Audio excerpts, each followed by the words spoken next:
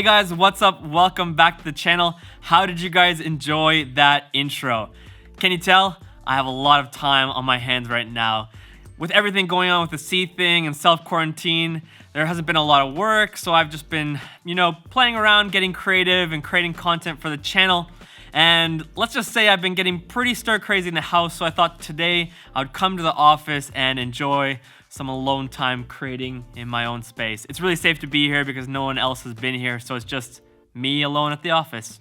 By the way, all that B-roll was filmed with the 1DX Mark III. Just wanted to test out their 120 frames per second slow motion for the intro. Still haven't had a chance to really go test out the Canon 1DX Mark III. With all this quarantine stuff, well, it's hard to find a friend to go shoot with. Not to mention, the weather hasn't been very cooperative. Yep, this morning I woke up to a whole bunch of snow again, and it's April 3rd today. Are you kidding me, winter? You are not due for another 9 months here in Finland. Anyways, I hope that explains a little bit why I haven't been able to go and test out the 1DX Mark III. I really hope to in the next week or two to go out and do a nice little review of the camera. But hopefully you guys aren't thinking I've lost my positive spirit, because guys, I'm still staying positive in the light of all the circumstances. How are you guys doing? What's going on in your guys' countries? I'd love to know in the comments below just what's happening in your country. What kind of limitations, what kind of restrictions are there? Are things getting worse or are things getting better? Because here in Finland, actually, they said that the amount of cases is lowering quite a lot because people are staying home and staying to themselves. So what's going on there and where you guys are living? Anyways, let's continue with what I actually want to talk about today. Today I want to talk about why in the world am I still using, after 1 year later, the Canon EOS R. Now, I remember when this camera came out, the specs weren't too impressive. And to be honest, I didn't even go out and buy the camera myself first. Instead, I asked Canon Finland to borrow the camera because I wanted to test it out and see, is it actually good or does it actually live up to what the specs say and it's not that impressive?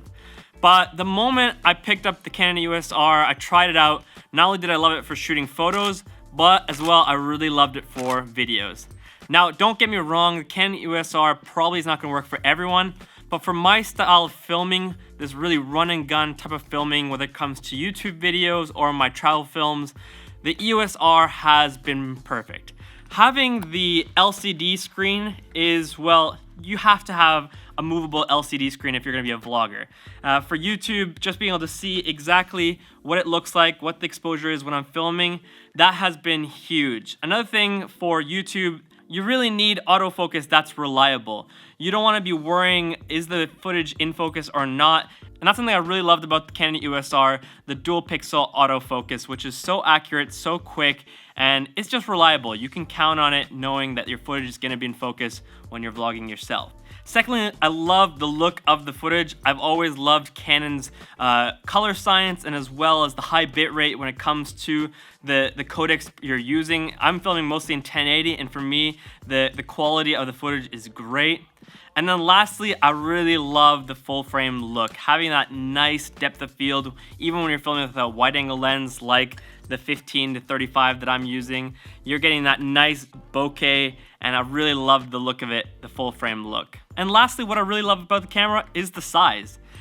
For myself, I'm doing a lot of run and gun filmmaking, so that's a lot of travel films, a lot of YouTube filmmaking, and if I can choose this or this, I'm definitely going to choose the Canon EOS R. I honestly don't even understand how people vlogged with the 1DX Mark II. I was mostly just using this camera for nice epic B-roll, but I was not vlogging with this camera because there was no way that I was going to hold this on a Joby GorillaPod with the microphone and vlog with this. This camera has been great for vlogging. It's not too heavy. When you have the 15-35, you don't even have to have the adapter anymore, making a nice compact setup. As well, with the 1DX Mark II, it doesn't have the flip LCD screen, so you can't see yourself when you're filming. You don't know what the exposure is looking like. You don't know if it's focusing on you. Whereas then with the Canon EOS R, you can see that all. So even though I've pretty much had the 1DX Mark II for a loaner camera right now from Canon, the same time that I've had for the Canon EOS R, I have probably used this only a minimum of 5 times, whereas I'm using the EOS R on a daily basis. So it's crazy to think that a camera that's so expensive is not being used collecting dust on the shelf, whereas this EOS R that's not that expensive even anymore, I actually don't know what the price is right now. I'll look it up and put it right there. But the EOS R is not that expensive and you're getting a lot from it. Just look at the size difference between the EOS R and the 1DX Mark II. There's the body, the battery charger, the battery, and then here, the camera body, the charger is way bigger, the battery is way bigger. All in all, the 1DX Mark II is just bigger in every single aspect. The body, the batteries, the chargers, and that's a lot of extra weight in your camera bag that you just don't want to be carrying around. Whereas with the EOS R, super lightweight, the chargers are small, the batteries are small, and they last long. So that's why I really loved using my EOS R, especially when I'm traveling and as well when I'm just running gun on the go making my YouTube videos. So maybe you've tried out the EOS R and you just weren't happy with the results that you were getting. I want to help you today get the best possible results out of your Canon EOS R by sharing you what settings and setups I have for my EOS R. But firstly, when you're filming with any DSLR, you gotta make sure you remember the basics. So filming 24 frames per second, that's how you get that nice cinematic look. Do not film in 30 frames per second like many people do. Of course, if you want slow motion, film at 60 frames or 120 frames per second, and then just modify it down to 24 frames per second. By filming 24 frames per second, you're gonna get that nice cinematic look for your footage. Second thing, use ISO 400 with the Canon EOS R. The tests that they've done, they've seen that when you film at ISO 400, you get 12.9 stops of dynamic range, whereas with an ISO 100, I believe is only 10 stops of dynamic range, which is really interesting. So make sure that you're filming at ISO 400. Then when it comes to the codec that you're filming, make sure that when you're filming at 1080, you're using the all-I. That's going to give you a lot more bitrate for your footage compared to the standard IPB. You can already see when you're choosing the different codecs that you'll be able to film a lot more with the low quality codec, and then you'll be able to film a lot less time with the all-I codec, but it's going to get you better looking footage for your videos. Now, when it comes to picture profiles, the Canon EOS R does have C-Log. Make sure you're filming with that because then you're going to get the most possible dynamic range out of your footage. As well, you're going to have a lot more leeway to grade your footage in post. Really, in order to get from C-Log back to normal, all you got to add is just contrast and a little bit of saturation. It's really not that hard to fix. So make sure you're filming in C-Log. There is an option in C-Log when it comes to color matrix. You can either do the Cinema EOS Original or Neutral. I prefer Neutral. I think it has a lot better look for the skin tones. So try that out when you're using C-Log. Now when it comes to image stabilization, the Canon EOS R doesn't have IBIS like the GH5 or other cameras, but it does have the digital IS. Now when you use digital IS, it does get rid of those micro jitters, which is really nice, but it does punch in a little bit. So when I'm filming with the 15-35, because this lens has IS itself, I can turn off the image stabilization in the camera, meaning I'm getting the full frame of the camera while filming with the 15-35.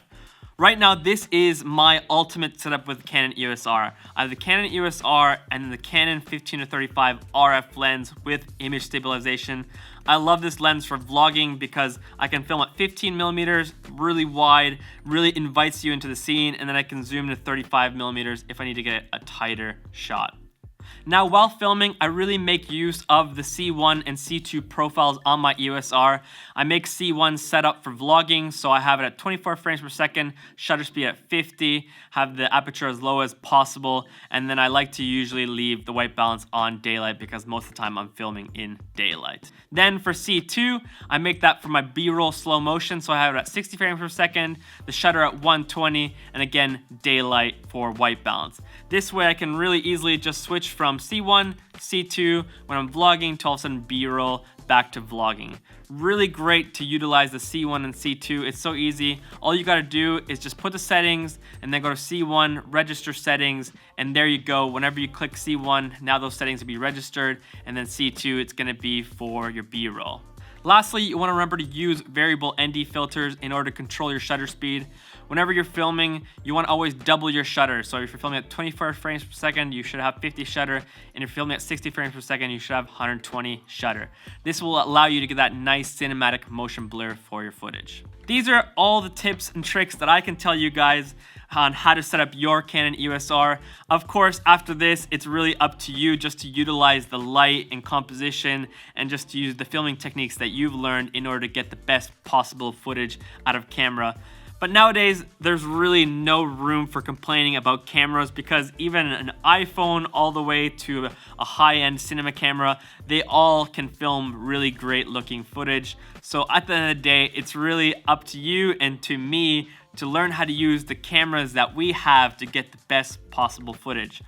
But hopefully these tips helped you get the most out of your Canon EOS R, and to explain a little bit why I'm still using the Canon EOS R. I am interested though about the Canon R5. I feel like a lot of people who are filming the Canon EOS R right now are very interested in the Canon R5. I think I've heard things like 8K with IBIS. That's going to be very interesting. For people who maybe don't have the money to buy the R5 right now, I would definitely wait for the R5 to come out and then invest in the Canon EOS R, because most likely when the R5 comes out, there's going to be a lot of people selling their EOS Rs, or the camera stores themselves are going to be lowering their prices. So stay tuned for that. Not sure when the Canon R5 will be released, but for people who are interested in jumping on the EOS R boat, might be a great time for you to get it. Man, a change of scenery does a lot of good. It's been really nice to spend the day in the office just to get out of the house for a bit and just to enjoy some more space. And also, how good was it to just talk about cameras and normal things? I feel like everything's just been about the C thing lately, and I know that life is not back to normal fully, but sometimes it's kind of nice to pretend that life is back to normal. We'll see how long it takes to go back to normal. Anyways, if you did enjoy this video, make sure you smash that like button, subscribe to the channel if you're not yet part of the community, and have a fantastic week. If you have a lot of time in your hands, binge watch all my videos. Hopefully you enjoy them.